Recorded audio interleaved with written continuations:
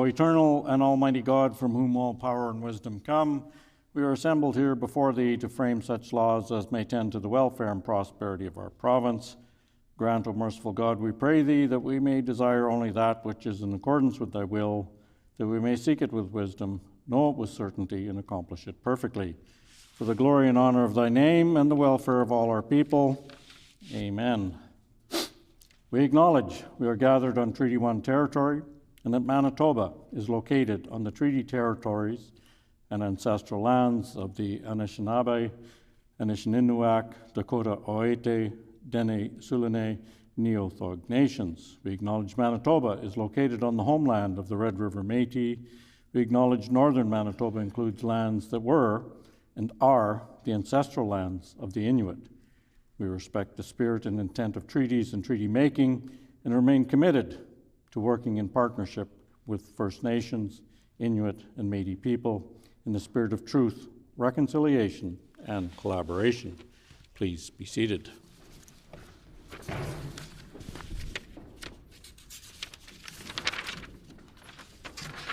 The Honourable Opposition House Leader. On House business? Honourable Opposition House Leader on House business. I'd like to call Bill 202, the Manitoba Hydro Amendment Act, till 10:30, and then Bill 203, the Earlier Screening for Breast Cancer Act, from 10:30 to 11. It has been announced that we will debate second reading of Bill 202, the Manitoba Hydro Amendment Act net metering agreements, until 10:30, followed by second reading debate of Bill 203, the Earlier Screening for Breast Cancer Act. The Honourable Member for Waverley. The Honourable Member for Waverley on House business. Thank you, Honourable Speaker. Could you please canvass the House for leave to debate the private members' resolution encouraging Manitobans to support local, sponsored by the member for Seine River, during private members' business on Tuesday, March 11th. Is there leave to debate the private members' resolution encouraging Manitobans to support local, sponsored by the member for Seine River, during the private members' business on Tuesday, March 11th? Is there leave? Leave has been denied. The Honourable Opposition House Leader. I move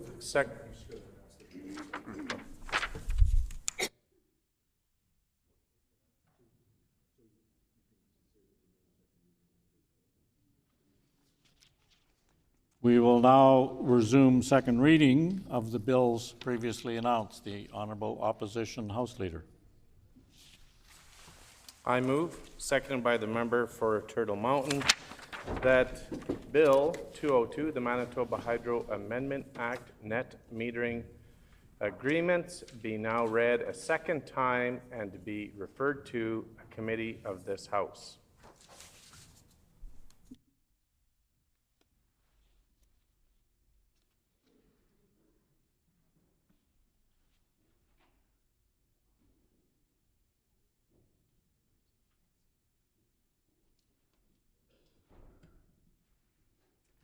It's been moved by the Honourable Opposition House Leader, seconded by the Honourable Member for Turtle Mountain, that Bill number 202, the Manitoba Hydro Act, the Manitoba Hydro Amendment Act net metering agreements, be now read a second time and be referred to a committee of this House.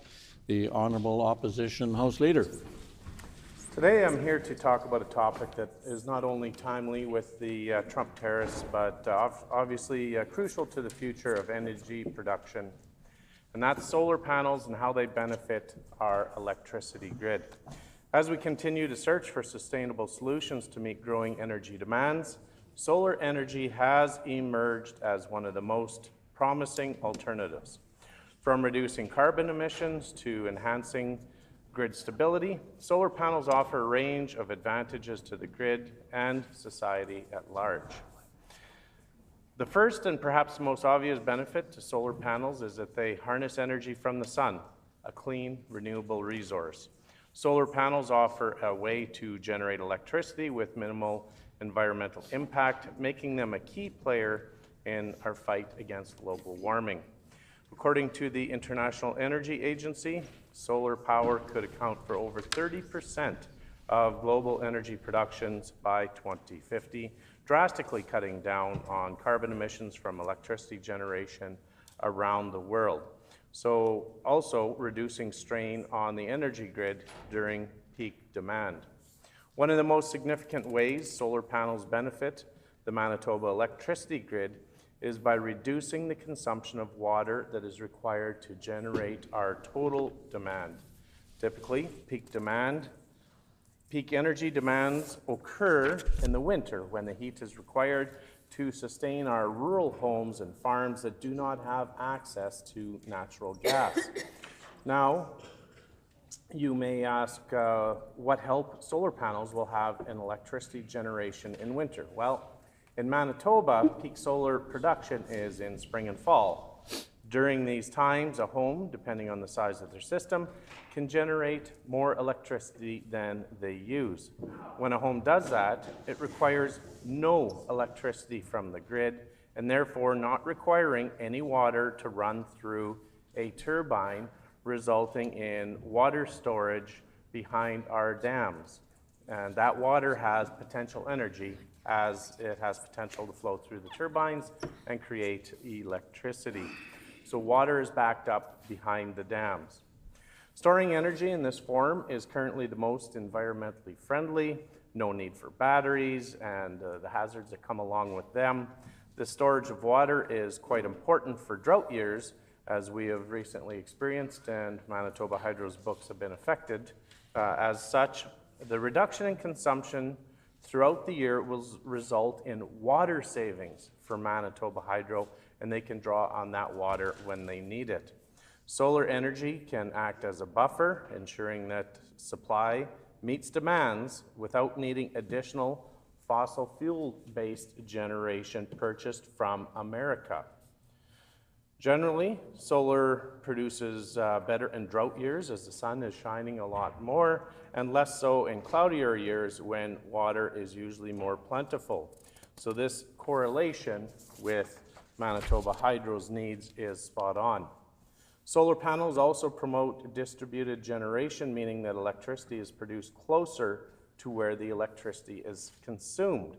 Rather than relying on dams and a vast network of transmission lines, solar panels installed on homes generate electricity locally.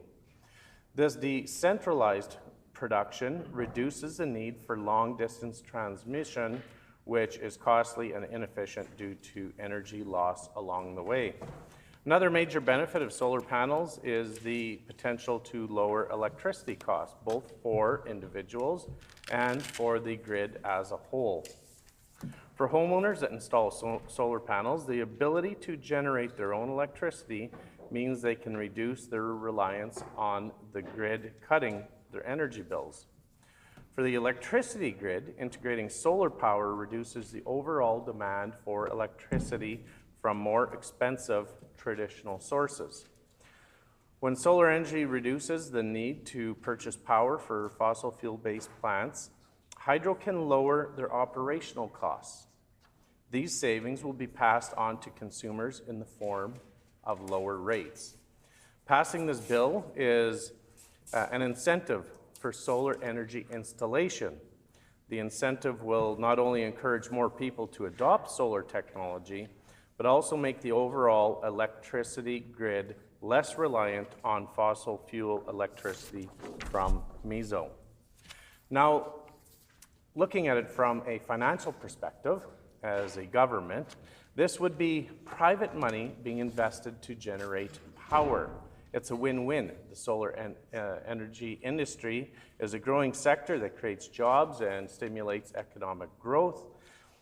As solar panel installations increase, so does the demand for skilled labor, from engineers to technicians and whatnot. These jobs support local economies, reduce unemployment, and create a skilled workforce that contributes to a greener, more sustainable future.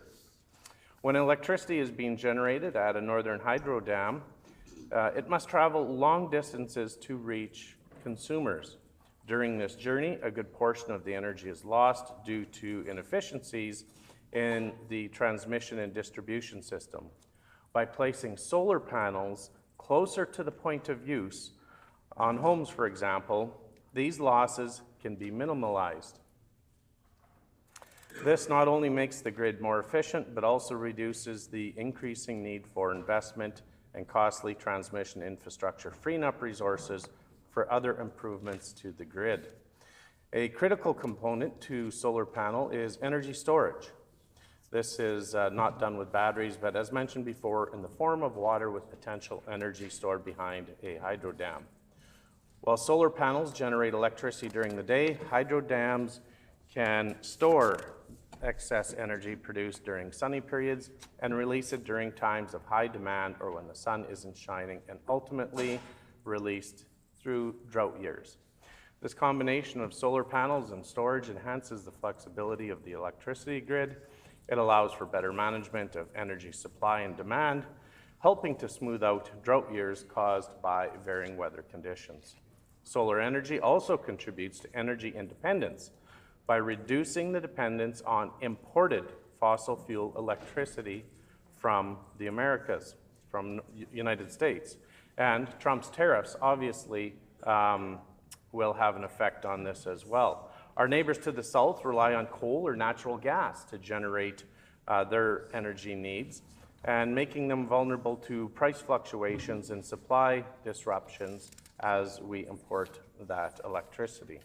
If we experience a year where we have excess water, we can still supply MISO with spot electricity.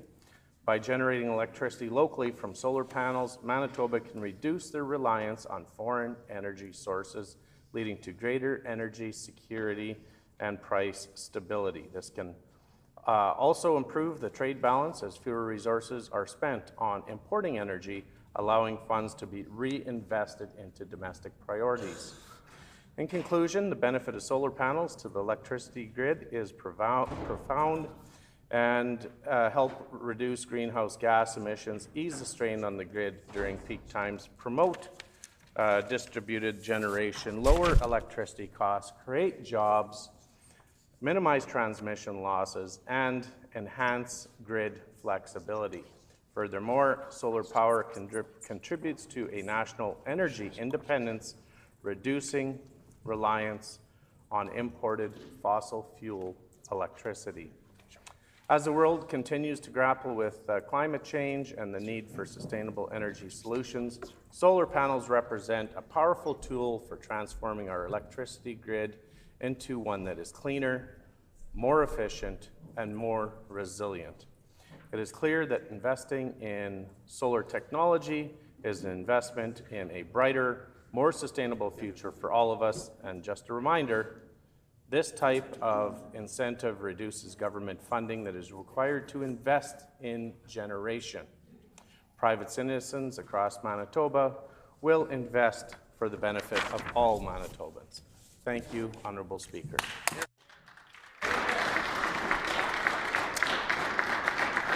A question period of up to 10 minutes will be held. Questions may be addressed to the sponsoring member by any member in the following sequence. First question to be asked by a member from another party.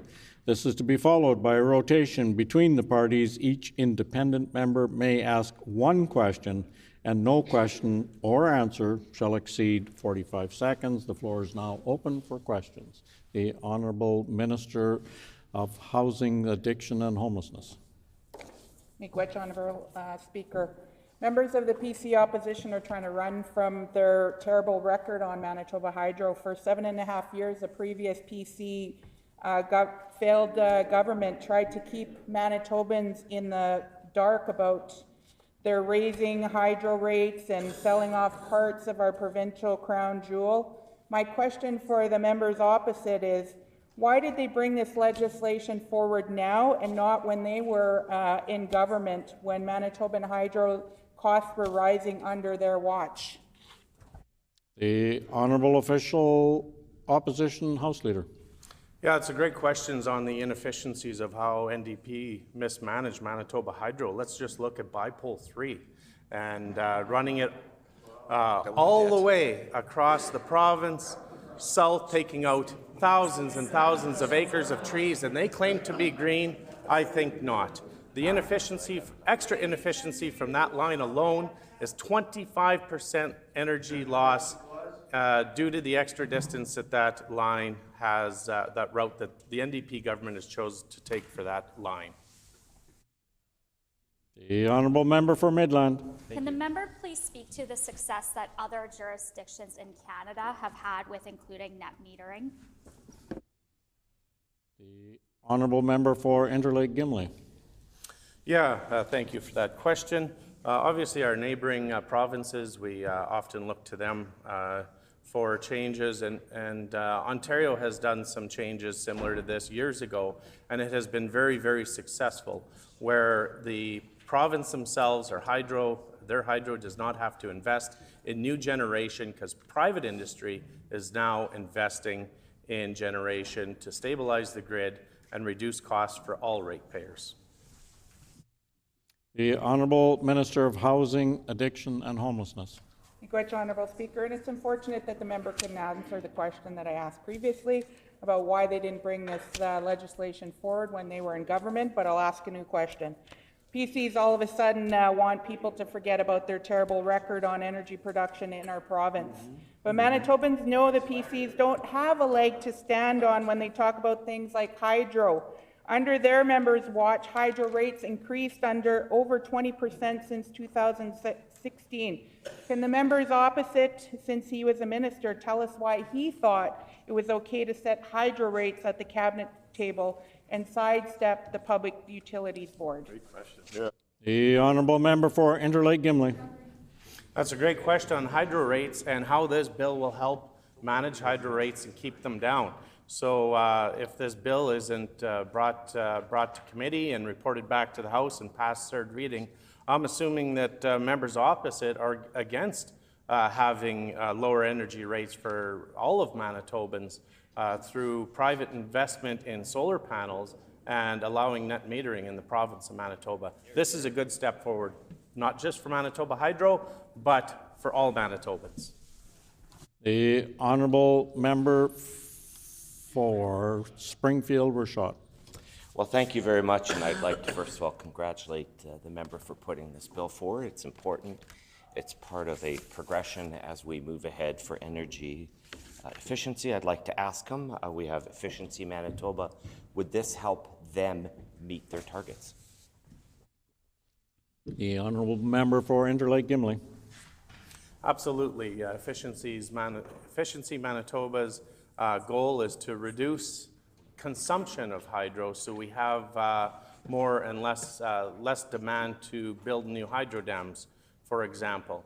This will help not only reduce consumption in homes that install it, but if the home is generating more electricity than it's consuming, it will be spread out between the neighborhood and consumed there, reducing the demand on hydro dams in northern Manitoba. The Honourable Minister of Finance. Thank you, Honourable Speaker. I'd just like to ask the member a question. So in net metering arrangements, typically what happens is a homeowner who's generating energy behind the meter would sell that excess energy back to the utility, but they would do that at a rate that would be the equivalent of the market rate that we all pay for that energy. However, hydro, if getting solar energy, excess solar in the middle of the day, they need to sell that off at a spot market rate at 1.5 cents. So hydro buys it at 9 cents, and ultimately we sell it for 1.5 cents. That creates significant rate pressures for Manitobans. So I'm hoping the member can explain how that makes any sense. The honourable member for Interlake Gimli. Well, I think the member has, hopefully he would know, as being the minister in charge of Manitoba Hydro, that we would never get to a point in Manitoba where we would replace all of the electricity that the hydro dams generate. His philosophy is based on replacing hydro dams. This is to accent the grid and help the grid become more stable, and any of the electricity that is produced would be consumed in the neighborhood, not exported out of Manitoba at 1.5 cents per kilowatt hour on the spot market. The honourable member for Turtle Mountain. Thank you, Honourable Speaker. I just want to thank the member for bringing this forward. Back in the day when I was in cabinet and we did a hydro study and we did a hydro the impact study of what's going to happen in the future of our hydroelectricity. How does this complement the study that was done and the findings of the study? The honourable member for Interlake Gimli. Yeah, well, the study showed that we could potentially be in need of hydro generation in the not too distant future. If we start investing now in solar, that'll push that date out, and the need for new generation will potentially, with enough investment in solar panels, be pushed out a long, long time before we need new hydro generation in the province of Manitoba. The Honourable Minister of Housing, Addiction and Homelessness. Miigwech, Honourable Speaker. So the PCs talked a big game about energy production when KIAS was initiated by the government before them. What did they do during their time in government? They made Manitobans pay more to light their homes and prioritize privatization over building capacity. They left a mess for us to clean up with nothing to show after 7.5 years. So my question for the members opposite is, why did he and his PC cabinet fail to produce a single megawatt of energy here in Manitoba? The Honourable Member for Interlake Gimli. Well, that's obviously a false statement. The member is misinformed because there's numerous solar projects that went up in Manitoba, and one alone is on Fisher River Cree Nation, and Chief Crate and his efforts there were outstanding. He's a remarkable man, and that alone was 1 megawatt solar project. That alone, plus all the other projects across Manitoba. The Honourable Member for Midland. Sorry, checked off the box. Can the member please explain why net metering Order. has more... Order. The Honourable Member for Midland has the floor. Can the member please explain why net metering has more benefits to residential customers implementing solar panel systems as opposed to net billing and the return on investment that would benefit those customers? The Honourable Member for Interlake Gimli. Yeah, net metering is a kilowatt hour per kilowatt hour exchange. So as rates change, the production from the solar panels that you make earlier in the year, for example, that you would consume during the winter, you get an even up change for that, and there's no dollar value added and all the calculations that are on that on the hydro bill. It would be a far easier solution to keep track of on the hydro bills, is just rather than having a dollar value on your hydro bill, you would just have a credit in kilowatt hours. The Honourable Minister of Finance. Thank you, Honourable Speaker. I just want to point out that the member opposite was shamefully trying to take credit for an energy project led by a First Nations community who drove that solar project. That was not an initiative of the members opposite.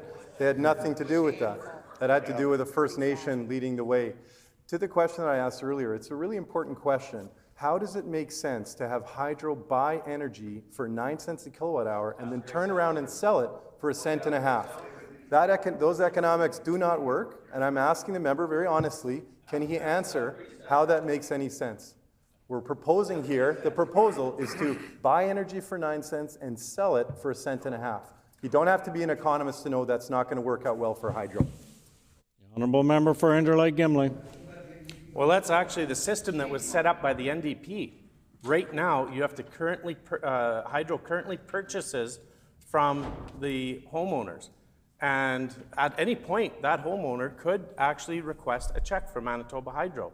With this setup kilowatt hour per kilowatt hour, it is even trade for the kilowatt hour that you produce and your neighbors consume, and then you get that back in the form of a credit later on in the year. So it's getting rid of the system that is set up by the NDP that does actually say the statement that he has just said.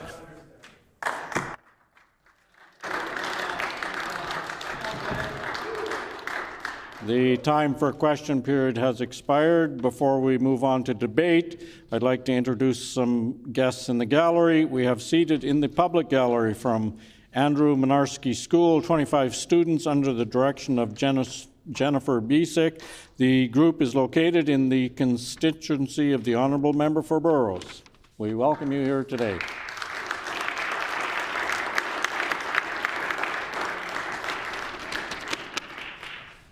The floor is now open for debate. The honourable member for Waverley.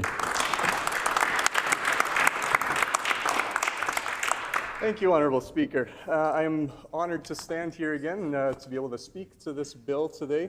You know, I got to listen in yesterday. Unfortunately, and the member opposite brought up tariffs. It was incredibly disappointing and frightening, to be completely honest, to hear some of the rhetoric coming from the other side and attempting to defend their gratitude for the Americans bringing forward, and Trump specifically, bringing through tariffs. And so it's relevant just because I want to speak to the comment that your member made earlier today during this debate, specifically about this bill. And so I wanted to take a second just to say that we on this side of the House are fully in support of Canada and our sovereignty and making sure that we do everything we can for Manitobans and their jobs.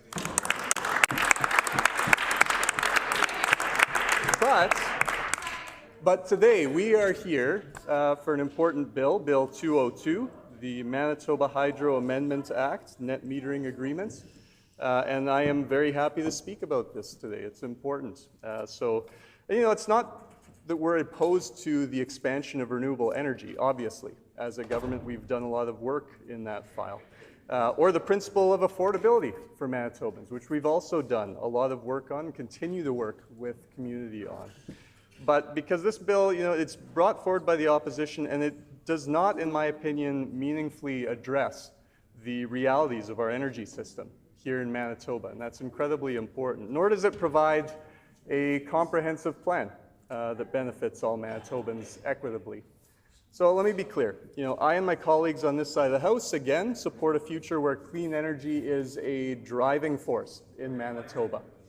And we believe in the expansion of renewable options, in energy efficiency, and in making it easier for folks to lower their bills while contributing to a greener future. But, you know, Honourable Speaker, we also believe that legislation must be responsible, it must be strategic, and above all else, fair. And that is where Bill 202 falls a bit short. So this bill proposes to expand net metering, which allows customers with solar panels and or wind turbines to sell excess energy back to the grid in exchange for a credit on their hydro bill. On the surface, again, this sounds like an easy win for sustainability and affordability, but we can't afford to be surface level in our approach to energy policy. This isn't just about those who already have access to solar panels, it's about ensuring that all Manitobans... Order, please. Oh. The hour being 10:30, the time for debate to this bill has come to an end. When this matter is again before the House, the honourable member will have 7 minutes remaining. As previously announced, we will now go to second reading of Bill 203, the Earlier Screening for Breast Cancer Act. The honourable member for Roblin.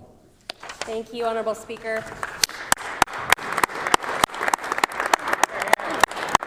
Move, seconded by the member for Morden Winkler, that Bill number 203, the Earlier Screening for Breast Cancer Act, be now read a second time and referred to a committee of this House.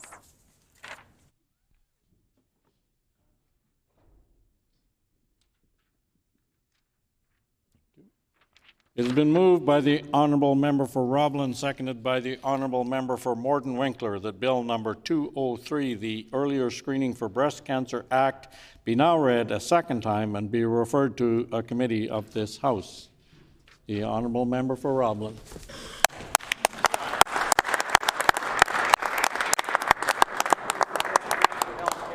Thank you, Honourable Speaker.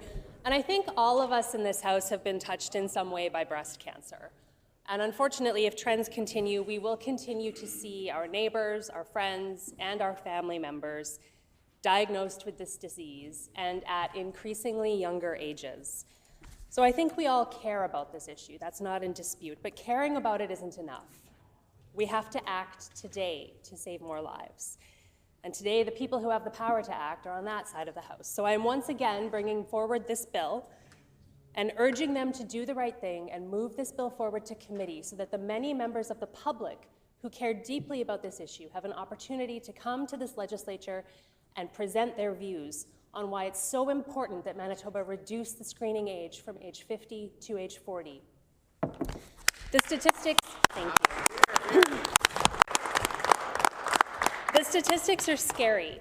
1 in 8 Canadian women will be diagnosed with breast cancer. That's 84 women who will get their diagnosis today. And today, 15 Canadian women will die from it. But I think for a lot of us, the statistics don't hit home until it touches us personally. And I told this story the first time I brought this bill forward, but I want to repeat it here quickly because it really was the onus for me bringing this bill forward. I didn't know that an acquaintance of mine in her early 40s, like me, had breast cancer until one day when I saw her and she had this new pixie haircut. And I complimented her on how well it suited her. And she started to cry and told me that she had breast cancer and that she was starting treatment the following week and that she had proactively cut her hair because she knew it was all going to fall out. She was devastated. She's got kids, my kid's age. Her family was devastated. And I knew in that moment that I wanted to do something about it and that in my role as a legislator, I have a unique opportunity to try to do something to move this issue forward. So this bill is for her and for all of the other women I know and that we all know who have dealt with this disease, for their families who have been on that journey with them. And I think we all know anecdotally that breast cancer is on the rise in younger women, and that's actually borne out in the data. Breast cancer in younger women now accounts for nearly 20% of all breast cancer diagnoses. And younger women, when they're diagnosed, tend to be diagnosed with more aggressive forms of breast cancer, or cancer that hasn't been caught until it's already in its later stages and is more difficult to treat. And in fact, the peak incidence of breast cancer for Black, Asian, Hispanic, and Indigenous women are all in their 40s. That's why it's so important that Manitoba adjust its screening age to 40 from the current 50. That means allowing women over the age of 40 to simply self-refer for a mammogram. Currently in Manitoba, if you're under the age of 50, your doctor needs to make a requisition for a mammogram. But as we all know, not everybody in Manitoba has a family doctor. Given the rising incidence of breast cancer in younger women, it's important that we remove that barrier and allow younger women to self-refer for a mammogram. And it's not just us saying that. Advocates in the community have been leading the charge on this issue. In response to new scientific evidence, over the last several months, multiple organizations, including the Canadian Cancer Society, Dense Breasts Canada, and Breast Cancer Canada, along with medical experts and survivors, have all been calling for a lower screening age. A lot of the movement on this issue just began last year when the Canadian Task Force on Preventive Healthcare issued its guidelines. Now, those guidelines were frankly bad. The guidelines recommended that governments maintain the status quo at the age of 50, and those guidelines were widely discredited in the months that followed. The Canadian Cancer Society expressed disappointment in the draft guidance, stating that, quote, it places the onus on people to advocate for their own early detection and screening and gain access to a referral rather than being automatically invited to provincial and territorial screening programs. Dr. Jean Seeley, head of the breast imaging section at Ottawa Hospital, called the task force advice bad news that will lead to confusion for women in Canada, emphasizing, quote, unfortunately, we know that will lead to loss of lives. We know that by screening women, we save at least 3 out of every 1,000 women screened. And critics point out that those guidelines disadvantage racialized women who often have a higher incidence of breast cancer in their 40s. Dr. Seeley stated publicly, by saying that they should not start until 50, puts them all at a big disadvantage and is one of the reasons why we see in Canada that they are more likely to be diagnosed at an advanced stage of breast cancer. So just last week, the federal health minister ordered a pause on that task force's work, which is a big win for organizations like Dense Breasts Canada that have been tirelessly advocating for those changes. But there is still so much more work to do. Every province other than Manitoba has either already adjusted the screening age for breast cancer or put forward a concrete plan to do so with timelines. Many of them have made that shift in just the last several months. In the months since we debated the first version of this bill, even more provinces have come on board and lowered their screening age. As of January, women in Newfoundland and Labrador can self-refer for a mammogram starting at age 40. Next door in Saskatchewan, the referral age for self-screening is now down to 47, but here in Manitoba, it's still age 50. Now last year, the current NDP government announced their intention to move on the issue. We were in here debating the bill. The minister ran out to the rotunda to a hastily called press conference and announced their intention to lower the screening age. That's great news, but it's just words until it's followed up with action. Yep. So they've said that they'll get to age 45 by the end of this year. Now this bill is calling for more. It's calling for age 40 by the end of next year. So all of the advocates I've spoken to have told me that the government's words are nice, but they're not enough, because their announcement didn't include targets for hiring technologists or radiologists. It didn't include funding to expand the breast check program. It didn't include a plan to reduce mammography wait times in Manitoba, which are far too high. And it did not include a timeline to reduce the age to 40. So they made an announcement, but in the months since, they haven't followed it up with any action. Nada. Zilch. So let's talk about how Bill 203 addresses and remedies some of that. The bill requires the Minister of Health to develop and implement a plan to lower the screening age to 40 no later than the end of 2026. So I want to talk about that deadline for a minute and why we chose it. Because bluntly, it's not quick enough. It needs to happen faster than that. Advocates want to see the breast cancer screening age lowered now. And the original version of the bill that I drafted had us moving much more quickly than that. But then the government said they could only get to age 45 by the end of 2025. And I'm a pragmatist. I just want to see this happen. As we've said all along, we know that lowering the breast cancer screening age is going to require expanding screening capacity. I know that takes time. I know that doesn't happen overnight. But the time to get started on that has now passed. Manitoba women deserve a firm deadline. They deserve to know when we're going to get to age 40. They deserve a timeline and a roadmap to get there. They deserve more than just a vague intention. With this bill, there's a deadline built in there, and it's a very reasonable deadline. The government should be able to meet it. It's such a reasonable deadline that there's no reason at all for the government not to move this bill forward to committee today. If they choose not to allow the bill to move forward, I would suggest that's essentially admitting to Manitobans they have no intention of getting to age 40 within that time frame. Right. You bet. Conversely, they could allow the bill to move forward to committee, and that would signal to advocates, to survivors, to those who are currently dealing with breast cancer that they're serious about lowering the breast cancer screening age in Manitoba. And maybe they can even beat the deadline. That would be fantastic. So much the better. I hope that they can. And Bill 203 has one other important feature. It requires the Minister of Health to report annually on the number of screening mammograms that are done. That's all about accountability and transparency. What gets measured gets managed, and by reporting publicly on the number of mammograms being done, it provides reassurance to the public that there's progress being made. And if progress isn't being made, having to publicly report on it provides an incentive for the government to do better. So there's truly no good reason for government not to support this bill. And I just want to, before I run out of time, quickly acknowledge some of the people who have worked so hard on this issue in Manitoba. Jenny Borgfjord, Shannon Coates, Marianne Henderson, and countless other survivors. They're tireless advocates. They've dedicated their lives to advocating for this issue and making real change in Manitoba.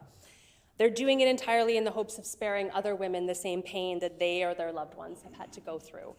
I also want to recognize Jenny Dale of Dense Breasts Canada, Breast Screening Advocates Manitoba, Dr. Paula Gordon, Dr. Jean Seeley, the Canadian Cancer Society, a number of local radiologists and radiation technologists that I've spoken with who've asked to remain anonymous. To everyone who's spoken to me about this issue and who cares about this issue, thank you for your tireless work. I urge the NDP to move this bill forward today. Thank you, Honourable Speaker.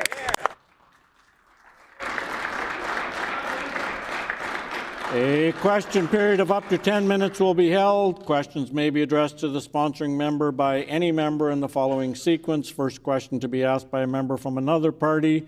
This is to be followed by rotation between the parties. Each independent member may ask one question, and no question or answer shall exceed 45 seconds. The floor is now open for questions. The Honourable Member for Waverley.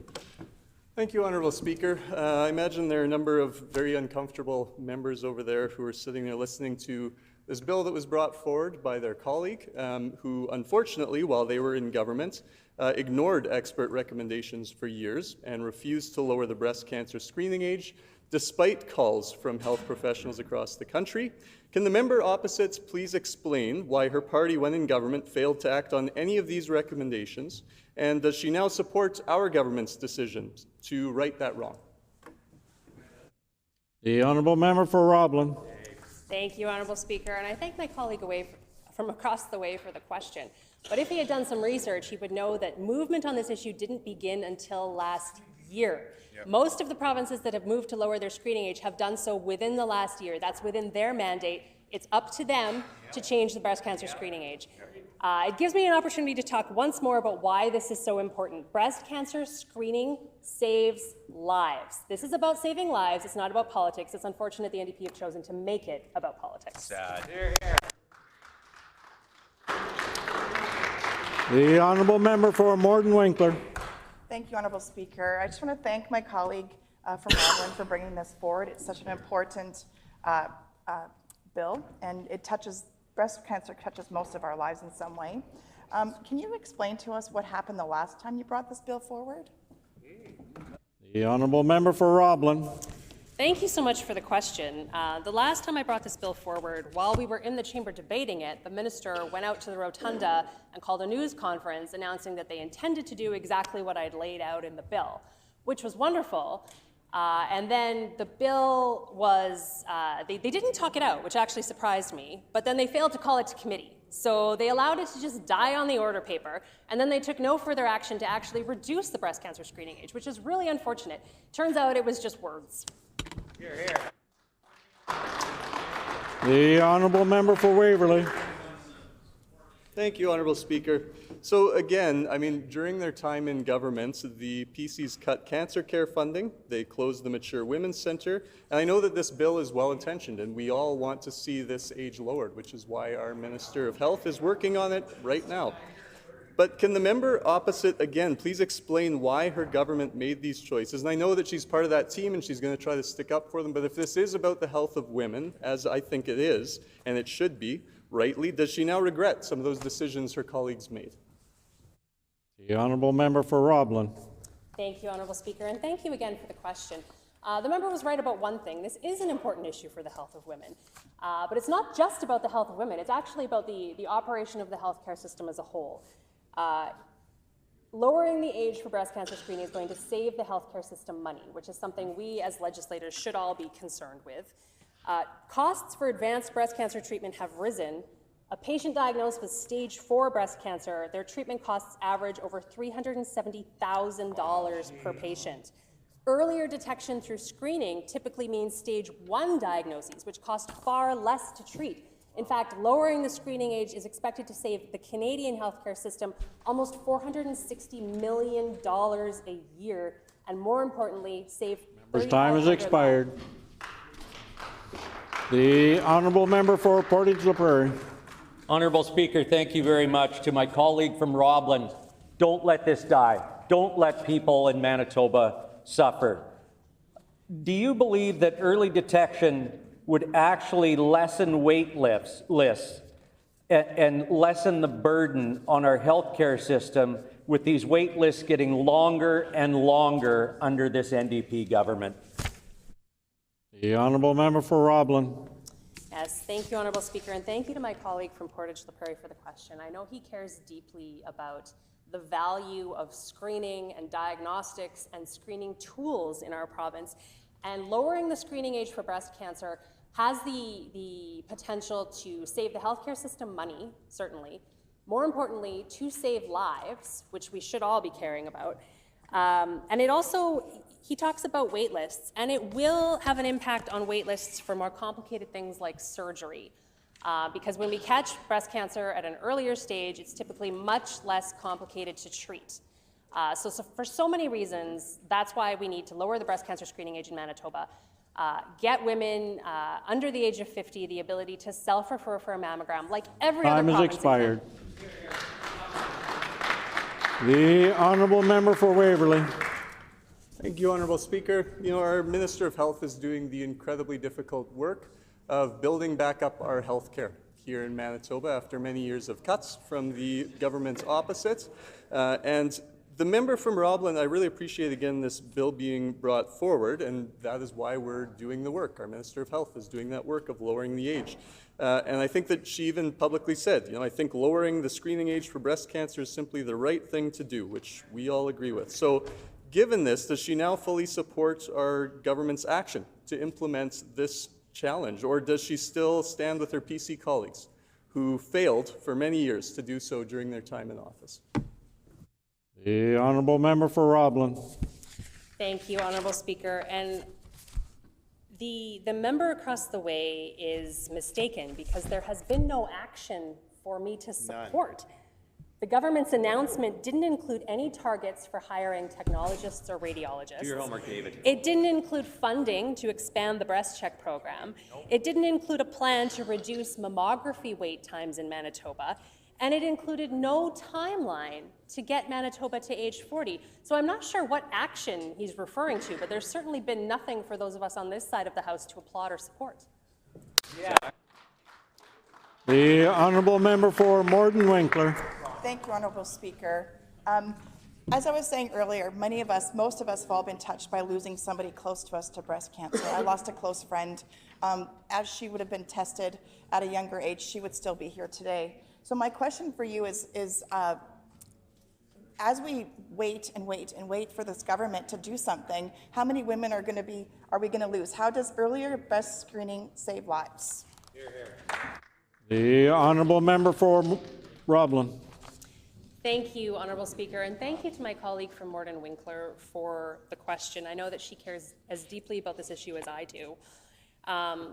The statistics speak for themselves. So women aged 40 to 49 in regions without screening, that is Manitoba, have higher rates of advanced stage breast cancer, with a 10.3% increase in stage 4 diagnoses since 2011. The trend is going in the wrong direction. Women are being diagnosed at younger and younger ages with more aggressive forms of breast cancer. It's imperative that the Manitoba government act now. They can point fingers backwards all they want, they can spin it all they want, but the onus is on them. The ball is in their court. They are the only ones who can act to change this issue now, and their failure to do so speaks volumes. Hear, hear. The honourable member for Waverley. Thank you, Honourable Speaker. And again, I want to just say the Minister of Health is doing an incredible job of restocking our system here in Manitoba, which was absolutely eroded under the former PC government. Unfortunately, I worked on the front lines and I saw that firsthand. So I applaud the Minister of Health and our team for the difficult work of doing that.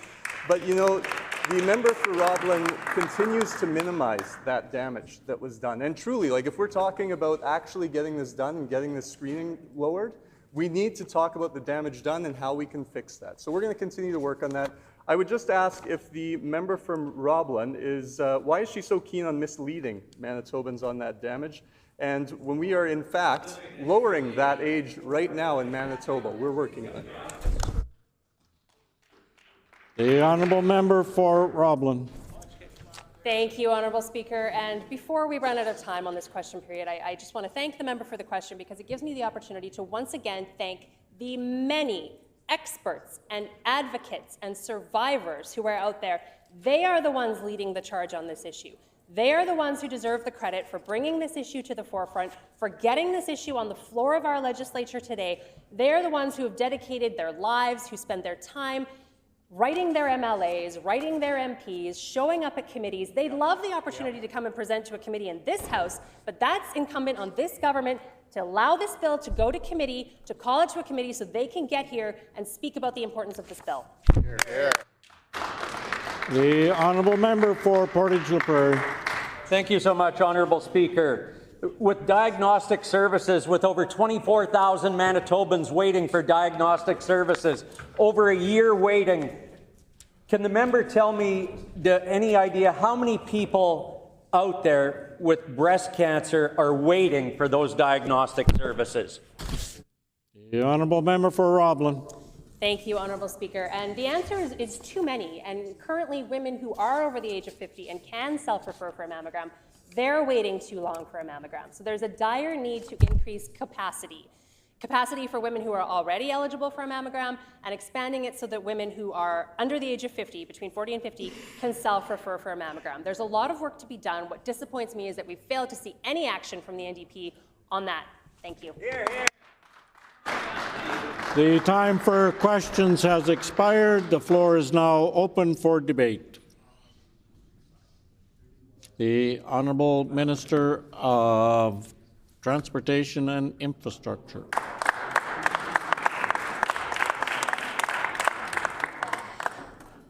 Thank you, Honourable Speaker. The NDP government know that Manitobans deserve access to quality health care when they need it. For 7.5 years, the previous failed PC government cut and mismanaged health care, which left Manitobans with a reduced workforce and longer wait times.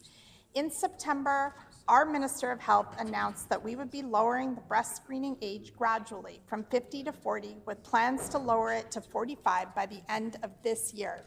The purpose of calling this bill and recalling this bill is for the PC opposition to hide from their record on health care and attempt to undermine the work of our incredible Minister of Health.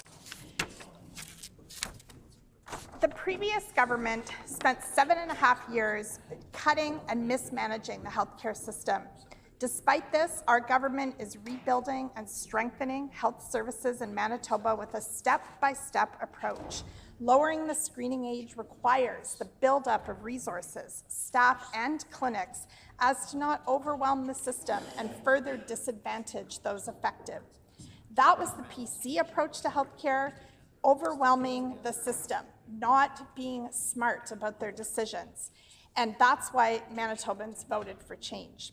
Our NDP government is committed to helping more women get screened for breast cancer. In September, we announced that we would be lowering the breast cancer screening age gradually from 50 to 40. In addition, we are working towards hiring more mammography technologists so that more people can access care through increased screenings, lowering wait times. We are also in the works of adding more screening clinics to increase the capacity to be able to provide 80,000 mammogram screenings annually. Breast cancer awareness advocates have been waiting for this kind of progress for years under the previous PC government, and now our NDP government is taking the steps to deliver. And this is just the start, as our NDP government is working to rebuild healthcare by bringing in more workers and increasing capacity right here in our province. Right from the start, the failed PC government made cuts to the healthcare services that Manitobans rely on and disrespected countless frontline workers. The PC government closed the Mature Women's Health Centre in the name of saving costs, despite the WRHA stating that the centre was a cost-saving program. They ignored services at Women's Health Clinic for years. They cut lactation consultant services, which assist new parents with breastfeeding and after-birth care. The previous government cut the development of a new $300 million cancer care Manitoba facility. Our NDP government committed to building the new cancer care facility. In 2017, they also cut 15% of managerial positions at cancer care. In contrast, our NDP government cares about the health of Manitobans, which is why we've worked so hard over the past year to deliver on our promises.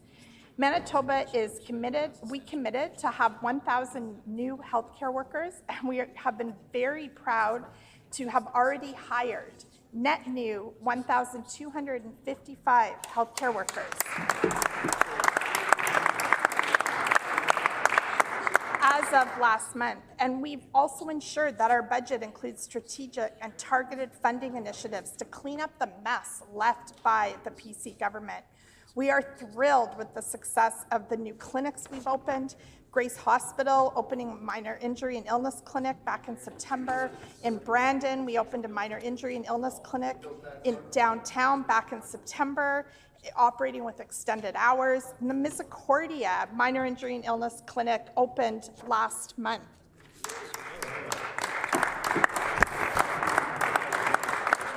Order, please. Order, please. I would ask the member to please keep her comments relevant to the bill that we're discussing this morning. The Honourable Minister of Transportation and Infrastructure. Thank you, Honourable Speaker. Cancer in all its forms is a devastating diagnosis for anyone. The most common form of cancer for women in Canada is breast cancer. 900 Manitoba women will be diagnosed with cancer this year. And 200 women in Manitoba will die from breast cancer this year. Men also die from breast cancer. 270 men in Canada will be diagnosed with breast cancer this year.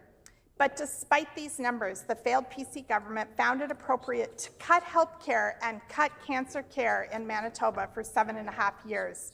These cuts have significant consequences for Manitobans who are disproportionately impacted by these cuts. Canadian Black women aged 40 to 49 are at a higher risk of dying from breast cancer than non-Black women. First Nation and Métis women are at a higher risk of dying from breast cancer than non-First Nation and non-Métis women. Our NDP government is making progress in bettering women's health in Manitoba by rebuilding and strengthening cancer services and all health services. The PC government should be ashamed of their record on health care and stop trying to undermine the incredible work of our healthcare minister and support the gradual, well-planned, sustainable plan to lower the breast screening age to 40. Honourable Speaker, I just want to say, I also have heard some talk in this House today that this topic isn't political. And I want to remind the members opposite that, as every feminist knows, the personal is political, and there is nothing more personal than our health care. Certainly for women, there's very little more personal than breast cancer. And so this is an incredibly political topic, something that we all need to work together on, that we need to support the health minister in their incredible work to strengthen this part of our healthcare system. Our bodies are political, and this is the work of our government to embrace that fact, to make healthcare as at the highest standard that it can be in this province. And that means coming together across the aisle to support the incredible policies to clean up the mess from the previous government and to move forward as a province with state-of-the-art healthcare from north to south to west to east. This health minister will get that done, and it's incumbent on us in this House to support that work and to support this policy on breast cancer screening going forward. Order, please. When this matter is again before the House, the Honourable Minister will have 2 minutes remaining, the hour being 11 o'clock. Time now for private members' resolution. The resolution before us this morning is the private members' resolution number 3, calling on the provincial government to implement a volunteer tax credit, brought forward by the Honourable Member for Selkirk. The Honourable Member for Waverley on House business. Yeah, on House business, Honourable Speaker, could you please canvass the House for leave to debate the private members' resolution encouraging Manitobans to support local, sponsored by the member for Seine River during private members' business on Tuesday, March 11th. Is there leave to debate the private members' resolution encouraging Manitobans to support local, sponsored by the member for Seine River during the private members' business on Tuesday, March 11th? Is there leave? Leave has been denied. The Honourable Member for Selkirk. Thank you, Honourable Speaker. I move, second by the member for Lakeside, therefore be it resolved that the Legislative Assembly of Manitoba urge the provincial government to act by introducing and implementing without further delay a volunteer tax credit in order to ensure that Manitobans who dedicate their time to serving their communities receive financial recognition for their contributions. Thank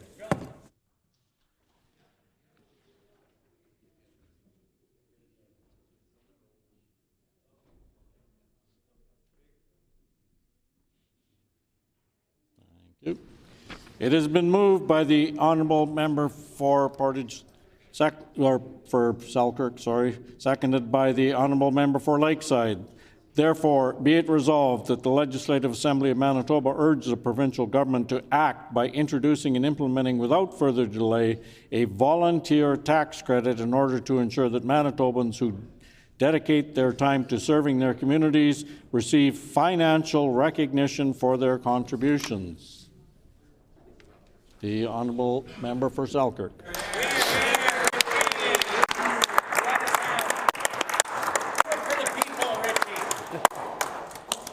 Thank you, Honourable Speaker, and good morning to all in the Legislative Assembly today.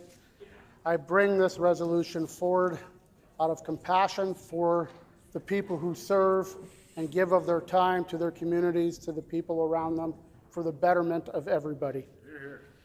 I have seen over the years the number of people that willingly give their time to volunteer decrease by tremendous numbers.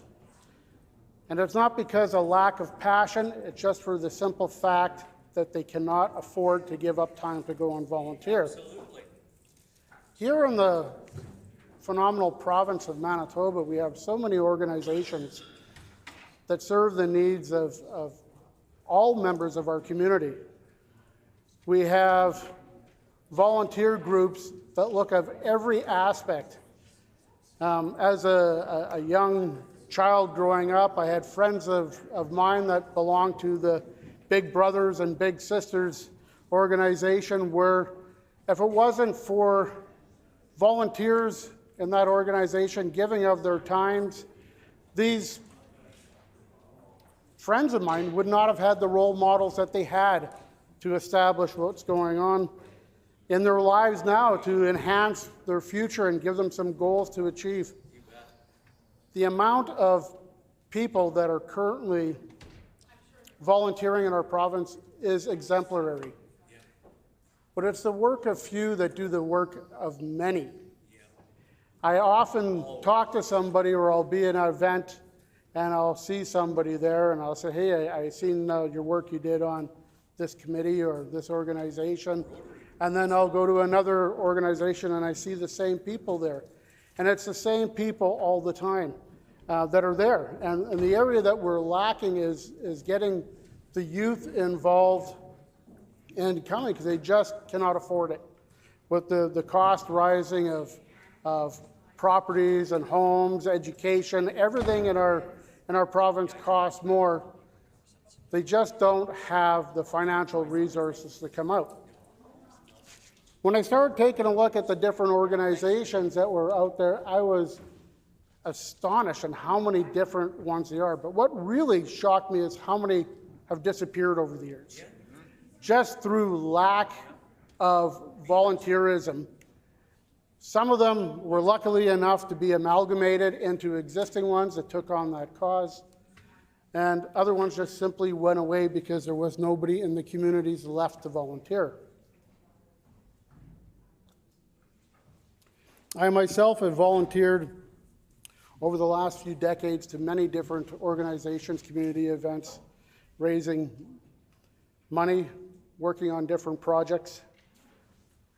And everybody can find a little bit of a home or a little bit of something that resonates with them when they start taking a look at the different volunteer groups. And I took a look at ones that are kind of well known, just to talk about them here in the chamber. And one of them that struck out to me was Agape Table. Agape Table in a situation where we have people that are hungry, which being able to have a nutritious meal should be just a right in life. You shouldn't have to go hungry. You shouldn't be facing malnutrition because you can't afford food. And when I started reading about Agape Table, they say, what do we do at Agape Table? At Agape Table, we believe there is hope in nutrition, dignity in choice, and power for change in the community. Our programs are designed to meet the diverse needs of people within our community. And they say, we can't do without you. Find out how to get involved. And I think it's pretty important when you take a look at the power that actually happens when you have the ability to volunteer. You're giving of yourself back to your community, back to the things that are important to you. And here's a story from a lady by the name of Laura. And her story says, "My name is Laura. I am a guest and volunteer at Agape Table. In my 36 years, I have suffered growing up in terribly toxic environments, experienced hunger and homelessness, and struggled with a 14-year addiction to crystal meth. I have lived with the nightmare of schizophrenia since early childhood and went undiagnosed until my 20s. I want everyone reading this to know that I am so much better now, and I want you to know how Agape Table helped me change my life. I was 17 years old, hungry and homeless, when a friend brought me to Agape Table for food. I'll never forget how welcoming and non-judgmental to the volunteers and staff were. It wasn't long before Agape felt like a family to me. Agape Table was a safe place. Food was provided. I was respected as a human being. They provided support and strength to me to help me break from my addiction and encourage me to rekindle my passion to become the best version of myself I can be. I'm excited about the future as I know I am now taking classes at Red River College. My goal is to be able to help other people like me. Thank you, Agape Table, for all you do now and will continue to do in the future. Thank you for being the nurturing and safe place, for your guidance through my recovery and volunteer work, and for being the family and community I needed the most. Whatever the future holds, you'll forever be home to me." These are the things that happen when people get involved in their community. And the great people over at Agape Table seen this a long time ago. And the people who volunteer there on a daily basis or weekly basis or even monthly basis give selfishly of their time. And throughout our entire province, whether it's the people over at Agape Table, the Rotary Club, the Selkirk Community Foundations, the Big Brothers and Sisters, they are organizations for people to go and volunteer. But the problem is we're not getting enough volunteers. The will is there, but the financial offset just isn't there. If there was an opportunity to move forward where people can get credited for hours of work at some nominal amount, it would incentivize people to actually put a little bit more time in. In every one of us' own communities, we know there is a great need for volunteerism. And it's the work of the many who make it easy for us to come here every day and showcase our communities. We have the wonderful opportunity to do private member statements, and I choose to showcase the people in my community who do this work day in and day out. The Rotary Club of Selkirk recently gave $150,000 to the community library. That library is only there because the Gaynor family, Jim and Betty Ann Gaynor, donated over $1 million. It's the philanthropy of people, the community involvement, the donations of people, whether it be monetary or with their time, that make our communities the phenomenal places we call home. And I am a proud Manitoban. I'm a proud to represent the people of Selkirk and St. Andrews. And I'm very proud of the organizations we have throughout our entire province that make it their mission to go out and help people in need every single day. The doors are open. They don't judge. They welcome people in with an open heart. They encourage people, like Laura said, to become the best version of themselves. And when we take away the barriers, and we allow people to grow and foster relationships that develop a perpetual outcome for tremendous humanity. When we make sure that everybody has something to eat in front of them, and we don't judge those around for what their beliefs are or who they love, then we have a great society. We have an opportunity through these organizations to have people come out and volunteer a little bit more. 1 hour a week can make a huge difference in the lives of the people in your community. So if you have an opportunity, spend a little bit of time, go out, you'll be rewarded much more than you can ever imagine. Thank you, everyone.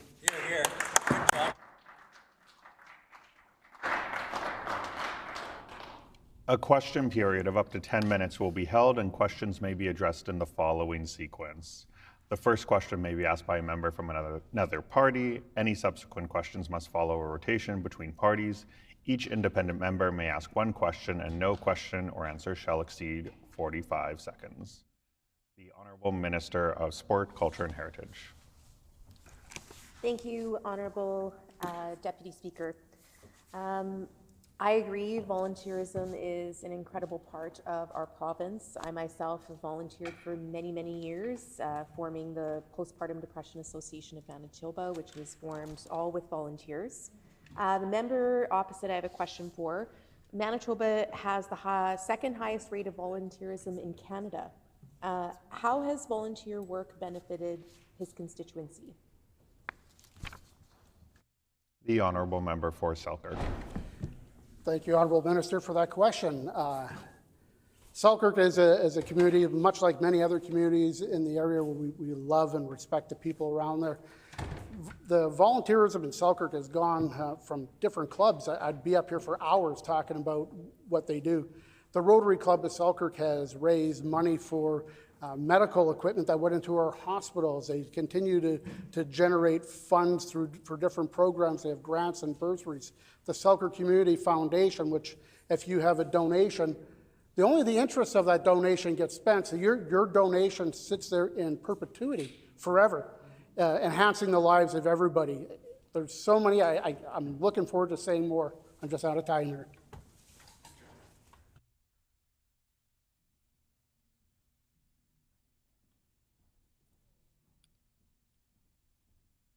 The Honourable Member for Dawson Trail. Can the member for Selkirk tell me what inspired him to bring this resolution? The Honourable Member for Selkirk. I'd like to thank my colleague for the question. This is something I've been noticing for a long time, that volunteerism is dropping. And it was one of my constituents who actually had a great conversation with, who said, we need to do something. He was on a number of committees, and he's noticing that the numbers are just dropping, and the people that are volunteering, the ages are getting up where they just can't do it anymore. And it comes down to finances. It just comes down to being able to have people come and volunteer and get a tax credit. The Honourable Minister of Sport, Culture, Heritage and Tourism. Thank you, Honourable Assistant Deputy Speaker, pardon me. So my question to the members opposite is, the PC government was in power for 7.5 years.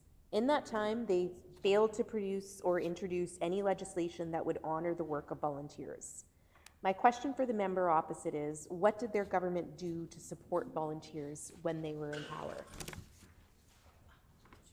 The Honourable Member for Selkirk. Thank you, Honourable Deputy Speaker. I thank the member opposite for the question. The answer is $100 million on the ACSE fund that was provided. The volunteer groups that worked at different clubs and organizations, whether it been the curling rink, whether it been the dance group for the Ukrainian dance group, there was literally $100 million that was spent on the community, that the volunteer groups could not have raised that money without the assistance of the PC government. So thank you for the question. The Honourable Member for Brandon West. Well, thank you, Honourable Speaker, and I would like to thank the member for Selkirk for bringing forward this incredibly important piece of legislation. I know that when we were in government, bringing forward $100 million caused great significance for many of the volunteer groups, and sadly it was cancelled by this NDP government. But can you tell this legislature, what effects would a tax credit on volunteering have on the supply of volunteers? Yeah. The honourable member for Selkirk. Thank you, Honourable Deputy Speaker, and to my colleague from Brandon. The volunteer tax credit would incentivize people to get involved in their community, to make sure that there wasn't a financial burden, to understand that if you are volunteering and there may be some costs associated with that, whether it be your travel or some child sitting or daycare costs while you're doing that, there is going to be some money coming back eventually to offset that cost.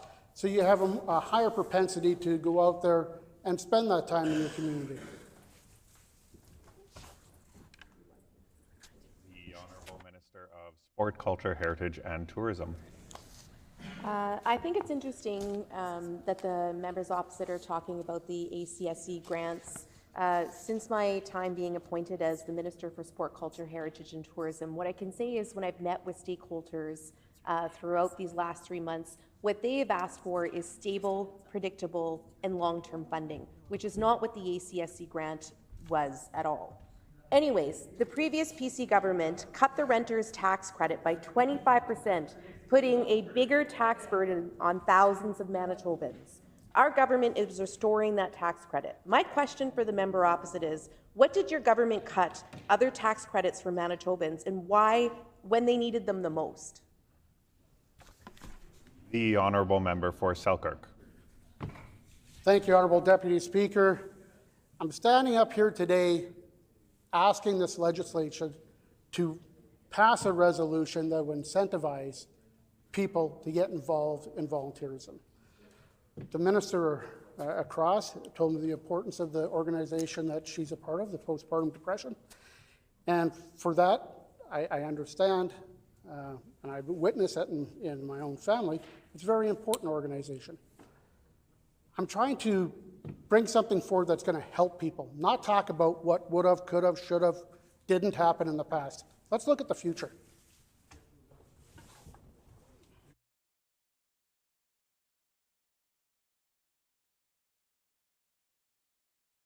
The honourable member for Dawson Trail.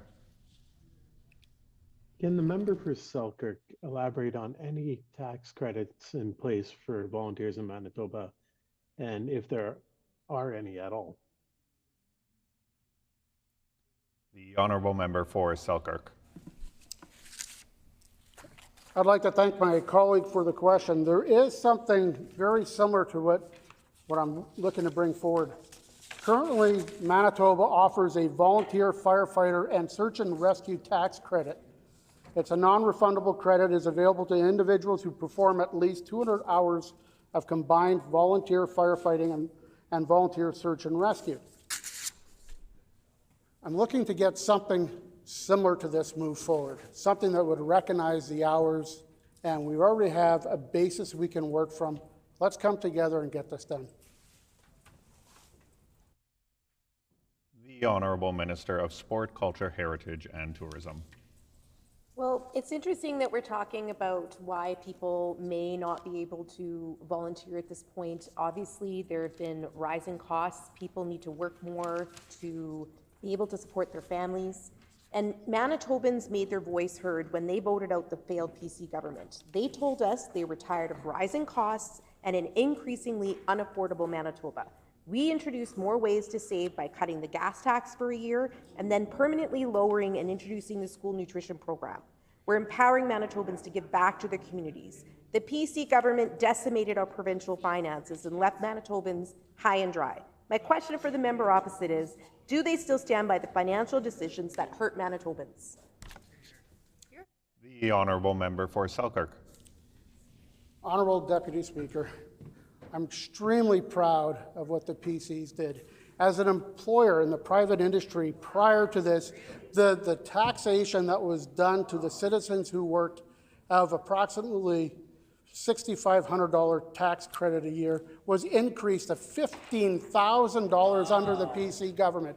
A huge savings to everybody that I know of in my community. The people who work for me were able to put a lot more stuff on their table. Thanks to the PC government, not hokey pokey tax deferrals and funny little amounts that matters into nothing in the real end.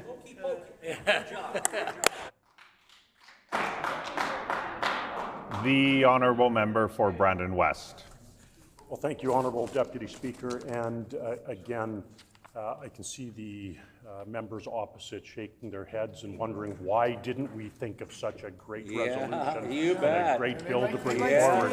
So I would like to thank the member for Selkirk for that. I'd also like to remind the members opposite that the $500 million that gas tax holiday or pause caused this province that could have went into things such as this. Exactly. So what type of volunteer work would be included in this credit? Good one, Wayne. Good question. The honourable member for Selkirk. I had a hard time hearing the question from the excitement going on. It seems like everybody is very excited to try to pass this along. But when you take a look at the volunteer tax credit, it needs to be a credit that is given based on the number of hours that somebody would put to volunteer. And once those hours are calculated, there should be a monetary value attached to that somebody could claim on their taxes, and at the end of the year, have that offset whatever payment that they would have to pay or any refund that would come towards them. Nice, Bill.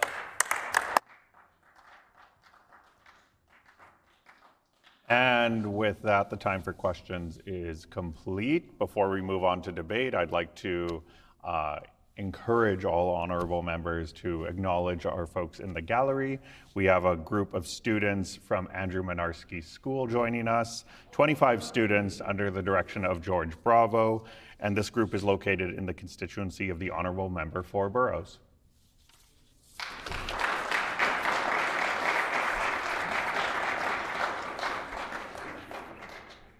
And with that, we'll move on to debate. The Honourable Minister of Municipal and Northern Relations.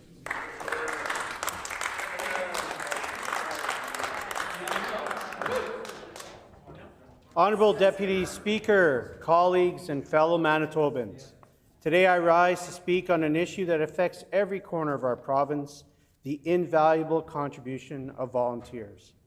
Volunteers are the backbone of our communities. They give their time, effort, and skills selflessly, helping Manitobans who rely on their support, often without any expectation of financial benefit. Je prends la parole aujourd'hui au sujet d'un enjeu qui touche tous les coins de notre province, la contribution inestimable des bénévoles. Les bénévoles sont le cœur de nos communautés. Ils donnent leur temps, de leur effort, et de leurs compétences de manière dévouée pour aider les Manitobains qui comptent sur leur soutien, souvent sans attendre un avantage financier. Manitobans have a deep-rooted history of volunteerism, with the second highest volunteer rate in the country. These individuals not only strengthen our communities, but also help fill the gaps left by past government cuts. Whether it's supporting food banks, mentoring youth, assisting seniors, or responding to emergencies, volunteers step up where help is needed most. Their work fosters a sense of unity, strengthens social networks, and enhances the well-being of those they serve. Growing up in a small town, I know what it means to volunteer. Starting at a young age when I'd help set up the tables for a pancake breakfast, pick up the garbage at the fairgrounds at Old Fort Ellis Sports Days, and once past 18, started to work behind the bar at Pioneer Days. I love serving my community, and Manitobans step up. I can't begin to add up the hours I spent volunteering during my time before being an MLA as an educator. In our educator agreement, it always stated participation in extracurriculars is voluntary. Until the last agreement was signed, Brandon teachers never saw compensation for their work. For me, it was not necessary. I saw it as my duty as a member of my community. My father, who was presented the Queen's Jubilee Medal for his volunteerism, always told my four brothers and Jen, my sister, the following: be a part of something. Do what you can for your community. So I cut my volunteer teeth in sport. I tried to count the number of teams I've coached, but lost track. For those wanting to do some mental math in the house this morning, I taught for 27 years, coached at least 2 teams per year, usually volleyball and basketball. I ran 2 intramural seasons per year for 10 years, coached 20 baseball teams, 14 hockey teams, often at the same time, and several of the divisional director, and served as the divisional director for boys basketball, and was a track and field convener for 8 years. I was a director on the Simplot Millennium Park Board for 12 years, served the Brandon Teachers Association as vice president and treasurer, and a number of volunteer committees for a number of years. So why did I do it? Not for credit, not for recognition, but to better my community. And I am not any different than the thousands of Manitobans that are out there doing great work that volunteers do. They make Manitoba great. Thank you. We salute you. Les Manitobains ont une longue histoire de bénévolat, avec le 2e taux de bénévolat le plus élevé au pays. Non seulement ces personnes renforcent nos collectivités, mais elles aident à aussi combler les lacunes laissées par les compressions gouvernementales passées. Qu'il s'agisse de soutenir des banques alimentaires, d'encadrer les jeunes, d'aider les aînés ou d'intervenir en cas d'urgence, les bénévoles interviennent là où l'aide n'est le plus nécessaire. Leur travail favorise un sentiment d'unité, renforce les réseaux sociaux et améliore le bien-être de ceux qui servent. Volunteering is particularly vital for youth and seniors. For young people, it provides opportunities to develop new skills, explore career paths, and become engaged citizens. For seniors, it offers a sense of purpose and social connection, helps combat isolation. Simply put, volunteerism makes Manitoba stronger. Le bénévolat est particulièrement vital pour les jeunes et les aînés.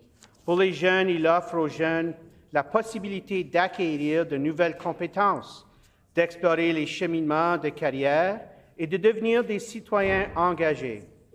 Pour les aînés, il offre un sentiment d'utilité et de lien social qui aide à lutter contre l'isolement. En termes simples, le bénévolat rend le Manitoba plus fort. The previous PC government left Manitoba in financial and social distress. For 7.5 years, they cut funding to essential services like healthcare, education, and social programs. They sold off social housing instead of creating more, clawed back support for nonprofits, and slashed the renter tax credit, making life harder for Manitobans. Their mismanagement of Manitoba Hydro resulted in job losses, increased rates, and privatization attempts that threatened our most vital Crown Corporation. Des bénévoles et des organismes sans but lucratif sont intervenus là où les conservateurs ont échoué, empêchant les Manitobains de passer entre les mailles du filet. Mais la charité ne peut être remplacée par des services publics forts. C'est pourquoi notre gouvernement néo-démocrate prend des mesures pour rebâtir le Manitoba et rendre hommage à ceux qui ont aidé à maintenir notre province à flot. Volunteers and nonprofits stepped up where the PCs failed, preventing Manitobans from falling through the cracks. But charity alone cannot replace strong public services. That's why our NDP government is taking action to rebuild Manitoba and recognize those who help keep our province afloat. We believe in investing in Manitobans. We are supporting vulnerable Manitobans by investing $20 million into a new strategy to improve safety for Indigenous women, girls, and Two-Spirit people. We're protecting affordable housing by stopping the sell-off of public housing and securing $27.5 million for housing benefits for survivors of gender-based violence. We are making life more affordable by cutting the gas tax for a year, permanently reducing it by 10%, and restoring the renter's tax credit. Strengthening our communities by increasing funding for gender-based violence programs, and ensuring more support for those in need are all part of building a strong Manitoba. Our opposition claims to care about affordability, yet they raise hydro rates, cut social services, and place higher financial burdens on renters on low-income families. They left our province finances in disarray, and Manitobans voted them out for a reason. I just ask that the member keep his comments relevant to the resolution before us. The Honourable Minister of Municipal and Northern Relations. Well, to sum it all up, we're making a difference.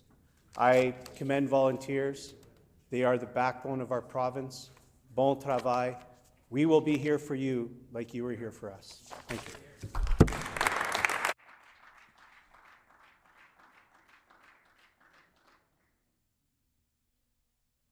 The Honourable Member for Dawson Trail.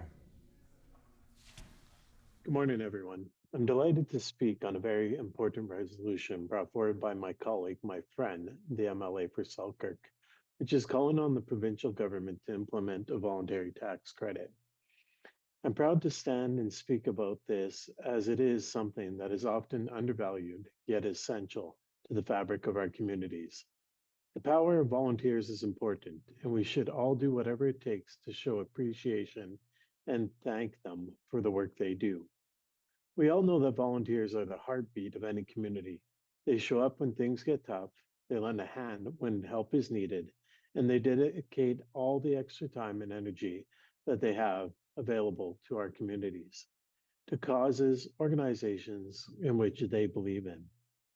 They make the world a better place for us all. They give without expecting anything in return, and their impact does not stop there. Volunteers support our local charities. They mentor at-risk youth. They champion human rights.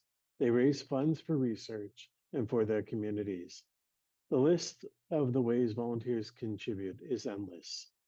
As mentioned in the resolution, a volunteer tax credit would provide fair recognition for time and effort volunteers dedicate. It would encourage increased participation in community services and help sustain critical nonprofit organizations. Let's not forget, volunteers fill the gaps where resources are limited. Nonprofit organizations and community organizations often don't have the funds to hire full-time staff for every role.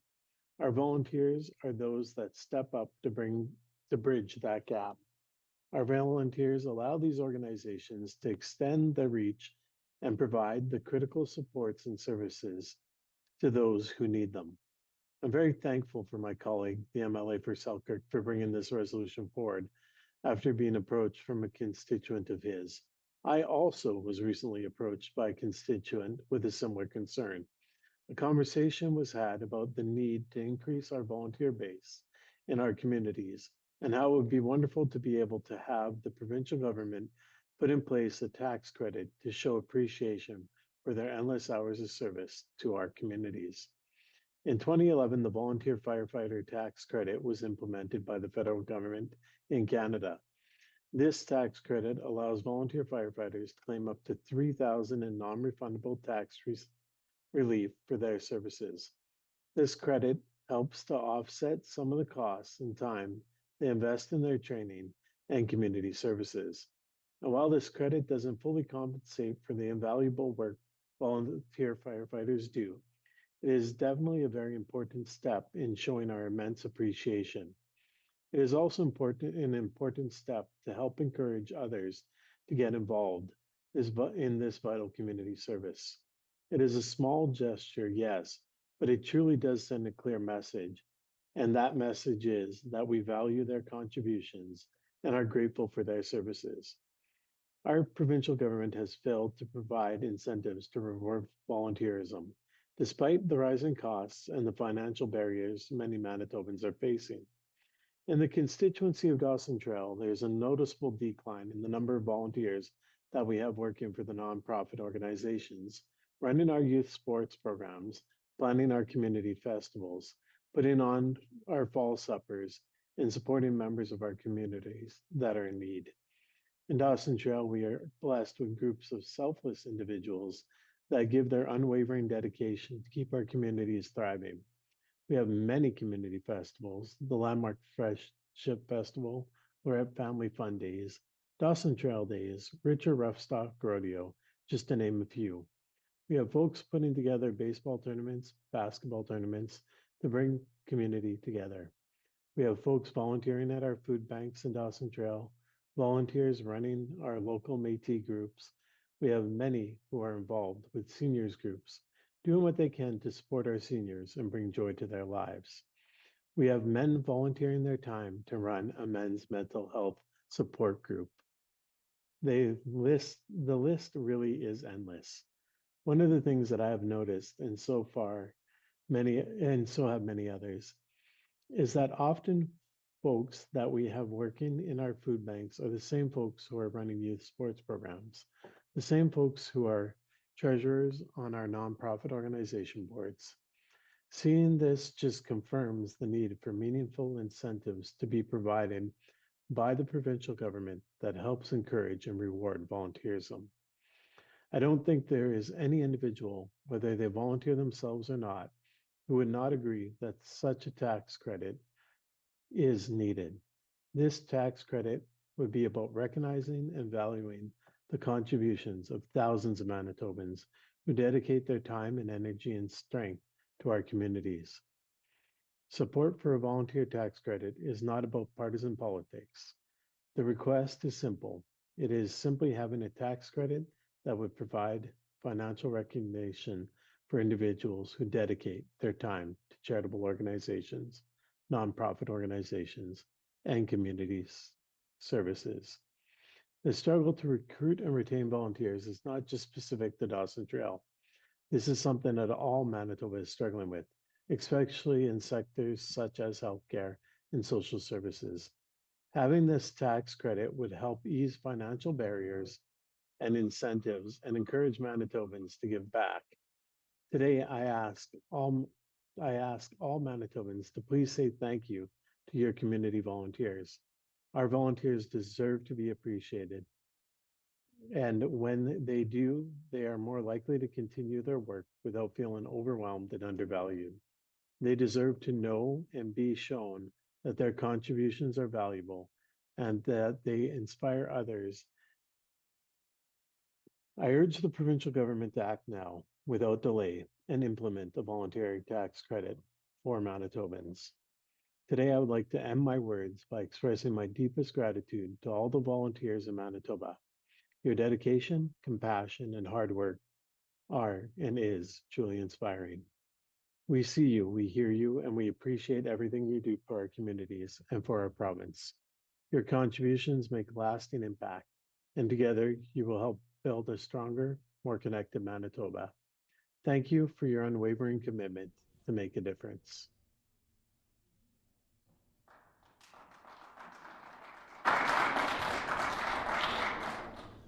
L'honorable député pour Saint-Boniface. Merci, l'honorable député président. C'est un honneur ce matin de m'adresser à la Chambre en français, dans la langue de Molière, dans la langue de Louis Riel, une langue que j'ai utilisée tout au courant de ma vie pour faire du bénévolat dans ma communauté, dans nos écoles. Et j'aimerais rappeler aux gens que tout dernièrement, d'ailleurs, à Saint-Boniface, on a eu le Festival du Voyageur où des centaines de Manitobains et Manitobaines ont eu la chance de faire du bénévolat dans ce beau festival qui nous rassemble chaque hiver au mois de février. Alors, pour tous les bénévoles qui ont fait du travail pendant le Festival du Voyageur, je vous partage un grand héros. Et quelle belle façon aussi d'aborder la question de bénévolat, qui est la pierre angulaire pour tellement de Canadiens et Canadiennes, Manitobains, Manitobaines, Winnipégois et naturellement gens de Saint-Boniface, et ainsi que tous ceux qui vivent dans nos belles communautés francophones à travers le Canada et le Manitoba. Mais quand on parle de bénévolat, j'aimerais partager avec la Chambre aujourd'hui une belle perspective qui parle très bien du bénévolat, et c'est le cercle du courage. Alors, quand on pense bénévolat, on pense aussi que, premièrement, c'est important de penser qu'on doit aussi parler à l'appartenance ou parler d'appartenance. On encourage les gens de faire du bénévolat dans nos communautés puisqu'on veut et on veut absolument qu'ils se sentent comme s'ils font partie d'une communauté. Alors que ce soit dans nos écoles, nos centres communautaires, nos commerces, que ce soit aussi comme au Festival du Voyageur, Club Éclipse à Saint-Boniface, etc. On veut que les gens se sentent comme s'ils font partie d'une communauté où ils peuvent faire du bénévolat. Alors, comme j'ai dit, c'est la pierre angulaire de bien nos communautés ici au Manitoba. Et avec la générosité, la maîtrise, l'appartenance, on parle aussi d'indépendance. Je pense à des jeunes adultes qui veulent avoir leur place dans une communauté, faire preuve de plus d'indépendance. Quelle belle façon de faire avancer ce dossier en faisant du bénévolat. Il faut aussi penser à la maîtrise. Alors souvent, quand un jeune adulte vient me voir ou quand je parle à des jeunes étudiants universitaires, on me demande souvent comment est-ce que je peux aller chercher l'expérience que j'ai besoin pour éventuellement aller dans un domaine, dans une carrière. Et ma réponse est simple, c'est en faisant du bénévolat. Puis la question de maîtrise est très importante parce qu'on sait que pour maîtriser un domaine quelconque, ça prend au-delà de 10 000 heures. Et souvent, les entrepreneurs cherchent pour des gens qui ont de l'expérience. Alors, souvent, ce qu'on encourage les gens de faire, c'est de commencer avec du bénévolat. Et la dernière chose dans le cercle du courage qui est très important, c'est l'aspect de la générosité. Et quand quelqu'un fait du bénévolat, que ce soit dans un hôpital, dans une école, dans un centre d'apprentissage de la petite enfance, on fait preuve de générosité.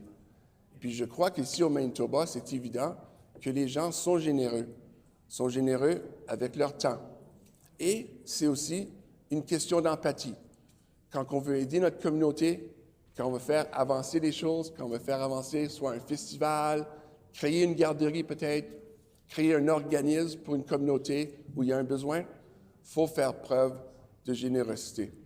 Je sais que dans le passé, à Saint-Boniface, j'ai eu la chance pendant beaucoup d'années de faire du bénévolat, que ce soit avec Sauvons notre Seine, avec le Festival du Voyageur, avec Francophone, avec les Amis du Carré civique de Saint-Boniface. J'ai eu la chance de travailler avec des gens qui sont engagés, qui sont généreux, qui sont rassembleurs, qui croient à leur communauté, qui croient au rêve de l'Uriel, comme on le sait, de créer une communauté bilingue, multiculturelle, autochtone, où les gens peuvent faire preuve de générosité. Alors, tout ça pour dire, l'honorable député président, qu'ici au Manitoba, notre gouvernement encourage le bénévolat dans toutes ses formes. Les bénévoles sont des partenaires essentiels pour connecter et renforcer nos communautés, servant souvent les Manitobains vulnérables qui ont le plus de besoins. Le gouvernement PC a réduit les financements aux services sociaux, y compris la santé, l'éducation et l'environnement, nuisant aux Manitobains qui dépendent de ces services essentiels. Les bénévoles, en consacrant généreusement leur temps aux causes sociales, ont permis d'éviter que les Manitobains affectés par les coupures et les mauvaises gestions des conservateurs ne tombent pas dans l'oubli. Notre gouvernement NPD soutient les bénévoles et les organismes à but non lucratif, tandis que nous travaillons ensemble pour reconstruire notre province après les ravages causés par les conservateurs et tracer une nouvelle voie vers l'équilibre. Les bénévoles, l'honorable député président, sont importants pour le Manitoba. Les bénévoles sont des partenaires essentiels pour connecter et renforcer nos communautés, servant souvent les Manitobains vulnérables qui ont le plus besoin d'aide sans attendre de bénéfices financiers personnels. L'essence du travail bénévole réside dans le fait que les gens offrent librement leurs compétences et leurs services à ceux qui les entourent pour améliorer leur communauté.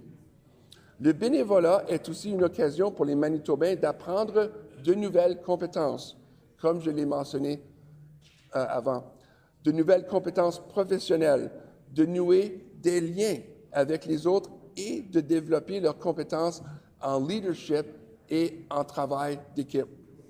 Les Manitobains ont également la chance d'apprendre à connaître les différentes communautés de notre province, qu'il s'agisse de groupes ethniques, religieux ou d'âges différents. Les Manitobains ont une longue tradition de bénévolat, donnant généreusement de leur temps à leur communauté sans attendre de compensation en retour. Et les Manitobains ont le deuxième taux de bénévolat le plus élevé au pays. Cela montre clairement que les Manitobains sont déjà incroyablement motivés et prêts à donner de leur temps pour améliorer leur communauté et soutenir leurs voisins, qui est une belle façon de démontrer son empathie. La véritable récompense du travail bénévole est de voir nos contributions avoir un impact positif sur nos communautés. Et encore une fois, c'est preuve de générosité. En continuant à faire du bénévolat dans nos communautés, en apprenant davantage sur leurs besoins et en renforçant nos relations avec nos voisins, nous créons un sentiment d'unité, renforçant l'idée que nous sommes un Manitoba avec un seul avenir. L'esprit du Manitoba perdure grâce aux bénévoles du Manitoba qui donnent librement leur temps à leur communauté. Donc, créer un sentiment de communauté est essentiel et, comme j'ai déjà dit, un sentiment d'appartenance. Le bénévolat procure à de nombreuses personnes un sentiment de communauté et une opportunité d'élargir leurs réseaux sociaux, particulièrement pour les aînés et les jeunes qui sont vulnérables au sentiment de solitude. Pour les aînés, le bénévolat peut les aider à rester actifs après la retraite et leur offrir un sentiment de but. Je pense au centre Flavie à Saint-Boniface, où beaucoup de bénévoles œuvrent dans notre communauté et qui font du beau travail. Pour les jeunes, le bénévolat peut les aider à explorer différentes carrières et à développer de nouvelles compétences, augmentant ainsi leur confiance en soi. Cela leur permet aussi de prendre conscience des besoins de leur communauté, les aidant ainsi à devenir des citoyens plus engagés. Donc, pour résumer, Monsieur l'honorable député président, pensons appartenance, pensons indépendance, pensons maîtrise, mais surtout pensons générosité. Parce que notre Manitoba, notre Canada est uni. Nous sommes un peuple qui donne de son temps. Et je pense encore une fois à Luriel qui avait 25 ans, il y a 150 années, quand il a mis sur pied le gouvernement provisoire de Luriel du Manitoba pour protéger cette terre de gens qui veulent nous englober dans leurs rêves peut-être, dans d'autres réalités. Mais le Manitoba est une province où nos valeurs sont non négociables, comme le bénévolat, et j'encourage les Manitobains et les Manitobaines à continuer à donner de leur temps avec amour et empathie. Merci, l'honorable député président.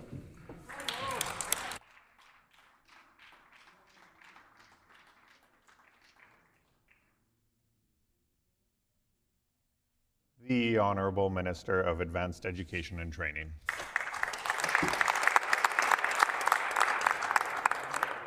Thank you, Honourable Deputy Speaker. It is an honour to stand and speak about something that I am incredibly passionate about and that helped bring me to this space here. Volunteerism, as colleagues on both sides of the House have said, is essential to the fabric of our society, and specifically here in Manitoba. While I have the opportunity, I want to take a moment to lift up the many, many, many volunteers like Morgan's Warriors, like Peace Walkers, who have dedicated time, effort, emotional labor, personal resources to searching for the relatives that we have lost. This is not easy work. This is not work that is often met with joy on the day-to-day. And I really want to take this opportunity to lift up those folks and thank them from the bottom of my heart for carrying that for all of us and for showing us the right way.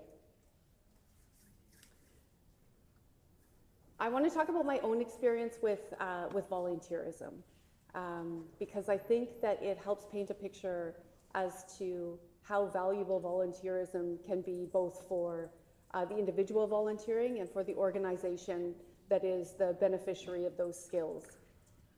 When my son was wee, I was back in post-secondary and found myself with the opportunity to volunteer on his daycare board.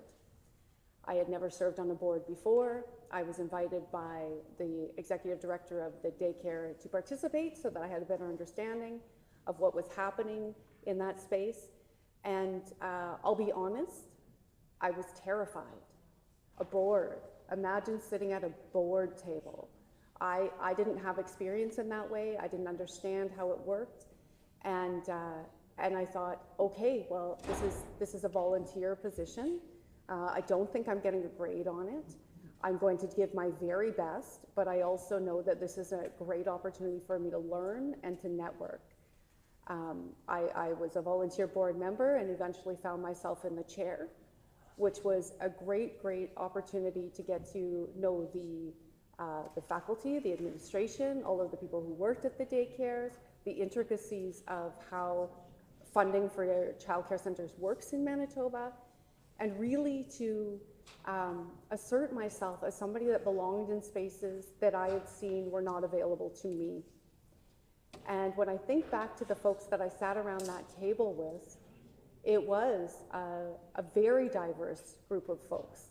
We had professors, administrators, community members, parents that were a little older than me, parents that were a lot younger than me. And it was a really great opportunity to be able to contribute back to a service that I found so incredibly valuable in my life and allowed me to pursue my goals, while also learning skills that I needed to be gainfully employed in the future. And I think that when we think about volunteerism, it is the unsung heroes in the spaces around us. And often it is the same people putting their hand up to say they want to help, from a deep desire to make the world a better place. And I am so incredibly grateful for all of the work that is being done there. I also don't want to lose the openness to volunteerism that allows people who haven't traditionally been allowed to participate an opportunity to sit at an important table to make important decisions. I want to go back and speak to something that some of the members on the other side said about this not being a political issue. And I want to make note of simply declaring something not political doesn't make it so. We all come with our own worldviews. We all come with our own experiences. And it is our privilege that allows us to say that something isn't political. It is our privilege that allows us to say that it isn't a partisan or political issue.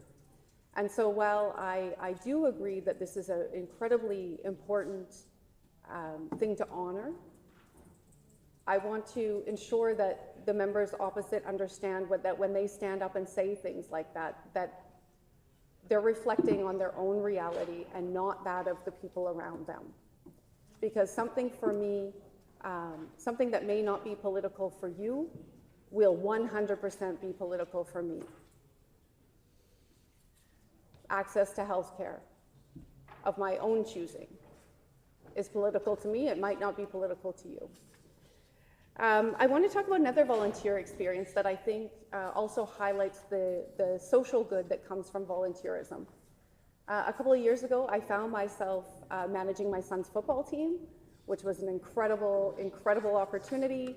I sent all the emails, got the kids to practice, got to meet all of the parents, and again, was able to hone in on my organizational skills in a good way, and really felt like I was giving back to my community while watching my son flourish in the sport that he was involved in.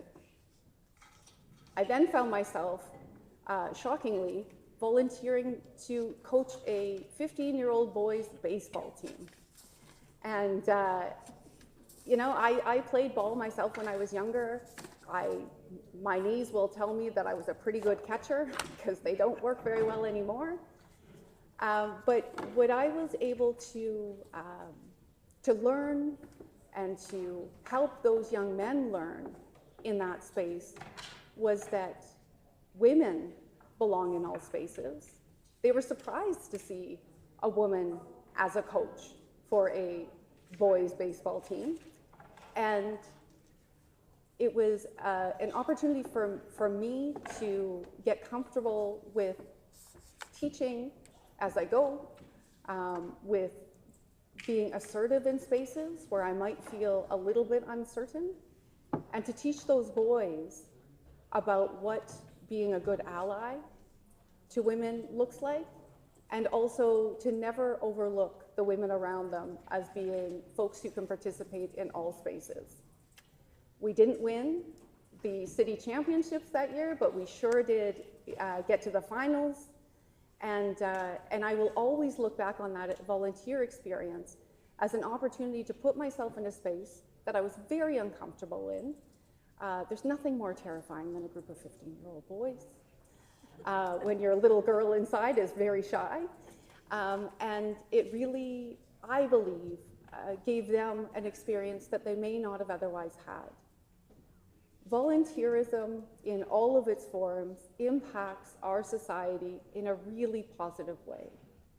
And it is up to all of us every day to uplift all of the volunteers around us, whether they're in our local faith institutions, gurdwaras, temples, churches, and any given space, that it's up to us to uplift those folks and to thank them for their contributions, and to also recognize that in their giving, that they're sharing their light with all of us, and we need to receive it in the most generous way possible.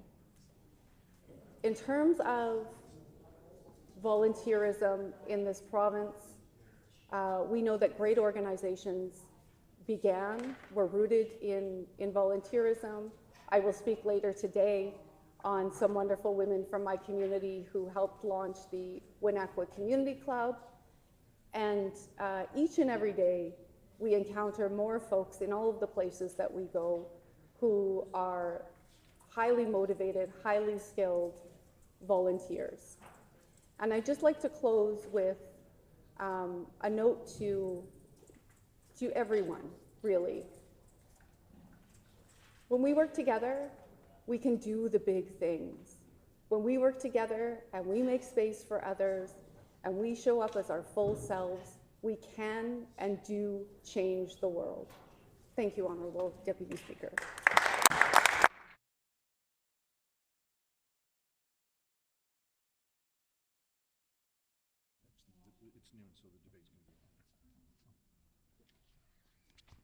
The hour being noon, when this matter is again before the House, the debate will be open.